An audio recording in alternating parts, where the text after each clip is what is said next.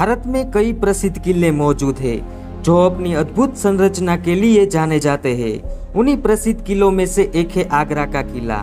उत्तर प्रदेश के आगरा में स्थित आगरा का किला अपनी वास्तुकला और अद्भुत शिल्पकारी के लिए सारे संसार में प्रसिद्ध है।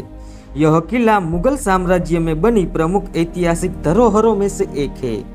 इसकी अद्वितीय बनावट के कारण इसे यूनेस्को द्वारा विश्व धरोहर की लिस्ट में भी शामिल किया गया है।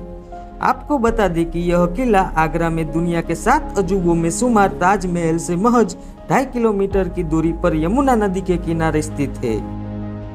इस किले का निर्माण लाल बलुआ पत्थरों से किया गया था, इसलिए इस किले को आगरा का लाल किला भी कहा जाता है। अपनी भव्यता और आकर्षण की वजह से यह भारत के मुख्य पर्यटन स्थलों में से एक है। इस विशाल किले के अंदर पल मस्जिद, दीवाने आम, जहांगीरी महल, मोती मस्जिद समेत मुगलों की बेहतरीन इमारतें बनी हुई है। वहीं इस वीडियो में हम आपको आगरा के इस विशाल किले से जुड़े कुछ रोचक तथ्य और इसके इतिहास के बारे में बताने वाले हैं, इसलिए वीडियो में अंत तक बने रहे। अपनी भव्यता और आकर्षण की वजह से विश्व धरोहर की लिस्ट में शामिल आगरा के विशाल किले का इतिहास राजपूतों, मुगलों और लोधी वंश से जुड़ा हुआ है। आगरा के ऐतिहासिक महत्व की वजह से यह दिल्ली की राजधानी हुआ करता था। आगरा किले के निर्माण का इतिहास 1080 ईस्वी से भी पहले मिलता है, जब महमूद गजनवी की सेना ने भारत को जीतने के उद्देश्य से इस किले पर अपना आधिपत्य स्थापित कर लिया था। वहीं कुछ इतिहासकारों की माने तो यह किला मूल रूप से चौहान वंश के शासकों के पास था। वहीं इसके बाद जब दिल्ली सल्तनत के पहले सुल्तान और लोधी वंश के शासक सिकंदर लोधी ने अपनी राजधानी को दिल्ली से आगरा शिफ्ट किया था, तब उसने इस किले की मरम्मत करवाई थी और वे बाद में इसी किले में रहने लगे थे। सिकंदर लोधी की मौत के बाद उसके पुत्र और लोधी वंश के उत्तराधिकारी इब्राहिम लोधी ने इस किले पर अपना आधिपत्य स्थापित कर लिया था और 1526 में पानीपत के प्रथम युद्ध में हारने के बाद इस किले में मुगलों ने अपना शासन जमा लिया। इसके साथ ही मुगल वंश के संस्थापक बाबर के पुत्र और मुगल साम्राज्य के उत्तराधिकारी हुमायूं ने न सिर्फ आगरा के किले पर अपना कब्जा जमा लिया, बल्कि लोधियों की अथाह संपत्ति और विशाल खजाना भी जब्त कर लिया, जिसमें प्रसिद्ध कोहिनूर हीरा भी था। 1530 में जब हुमायूं का मुगल सम्राट के उत्तराधिकारी के रूप में राज्याभिषेक किया गया, इसके कुछ सालों बाद उसका मुकाबला शेरशाह सूरी से हुआ, जिसमें हुमायूं की हार हुई और इस तरह आगरा किले से मुगलों का अधिकार छिन गया। शेरशाह सूरी ने करीब 15 सालों तक इस किले पर शासन किया। इसके बाद जब मुगल सम्राट हुमायूं और शेरशाह सूरी के बीच फिर से युद्ध हुआ, तब हुमायूं ने शेरशाह सूरी को पराजित कर आगरा किले पर फिर से अपना अधिकार हासिल कर लिया।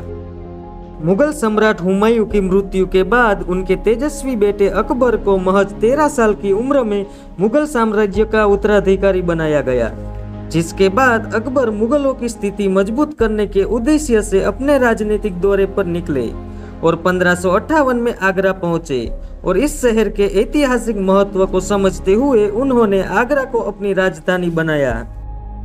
इतिहासकारों की माने तो अकबर के शासन के समय में आगरा का किला बेहद दयनीय और बदतर स्थिति में था। उस दौरान यह सिर्फ ईंटों से बना किला था, जिसका अकबर ने पुनर्निर्माण करवाने का फैसला लिया और बादलगढ़ किले के अवशेषों को फिर से हासिल कर 1565 में राजस्थान के धौलपुर जिले से लाल बलुआ पत्थरों को मंगवाकर इस किले का निर्माण शुरू करवाया। कई हजार कारीगरों की मदद से इस किले का निर्माण लगभग 8 साल के लंबे समय के बाद 1573 में पूरा किया गया। वहीं कुछ इतिहासकार बताते हैं कि सम्राट अकबर के पोते शाहजहां ने अपने शासनकाल के दौरान सफेद संगमरमर के पत्थरों से निर्मित इमारतें बनाने के लिए इस किले के पीछे की कुछ इमारतों को ध्वस्त कर दिया था और इसके बाद शाहजहां ने इस विशाल किले के अंदर संगमरमर के पत्थरों का इस्तेमाल कर मस्जिद समेत अन्य इमारतों का भी निर्माण करवाया और इस तरह शाहजहां ने इस किले को वर्तमान स्वरूप दिया था। मुगल सम्राट शाहजहां की जिंदगी के आखिरी पलों में उसके पुत्र औरंगजेब ने सत्ता पाने की चाहत में उसे आगरा के किले के शाहबुर्ज में कैद कर लिया था, जहां से शाहजहां अपनी प्रिय बेगम मुमताज महल का मकबरा और दुनिया की प्रसिद्ध इमारत ताजमहल का दीदार करता था।